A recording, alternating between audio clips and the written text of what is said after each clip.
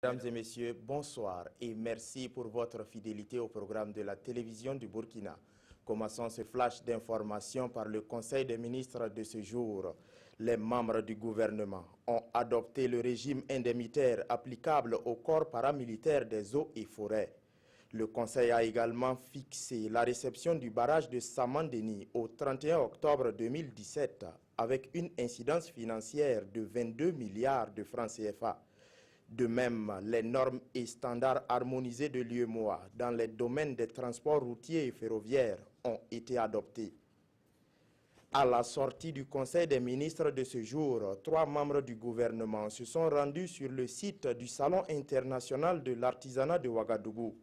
Visites de stands et achats d'articles divers ont émaillé le passage de la délégation du gouvernement au CIAO. Selon cette délégation, c'est une manière d'apporter leur soutien aux artisans. Aujourd'hui, 2 novembre, les forces armées nationales ont procédé à un dépôt de gerbes tôt ce matin au monument des martyrs de la place de la Nation. Cette activité répond à une symbolique pour rendre hommage aux soldats tombés sur le champ d'honneur. À Bobo-Dioulasso aussi, la symbolique a été respectée. Officiers, sous-officiers et soldats de rang ont procédé à des dépôts de gerbes dans quelques cimetières de la ville de Sia.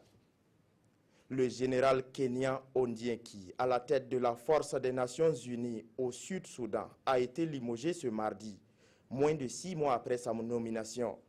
On lui reproche sa non-intervention dans des situations d'agression sexuelle ainsi que son incapacité à répondre à une incursion de soldats sud-soudanais dans un hôtel abritant des employés d'organisations internationales. Cyclisme à présent. Les acteurs du 29e Tour du Faso ont joint aujourd'hui la ville de Pa à Bobo-Dioulasso. Longue de 134 km, la 6e étape a été remportée par l'Érythréen B8 Haïlé après 3 heures 16 minutes 50 secondes. À l'issue de cette étape, Aruna Ilboudo refait son retard et reprend du même coup le maillot jaune. La compétition de volley-ball du ministère de la Défense a été remportée hier par la gendarmerie nationale. En finale, elle a battu l'équipe des sapeurs-pompiers par 3-7-0. La cérémonie a été présidée par Roch Marc Christian Kaboré en sa qualité de ministre en charge de la Défense. Mesdames et messieurs, c'est tout pour ce flash d'information. Merci pour votre attention. Adama Koulibaly vous retrouve à 19 h.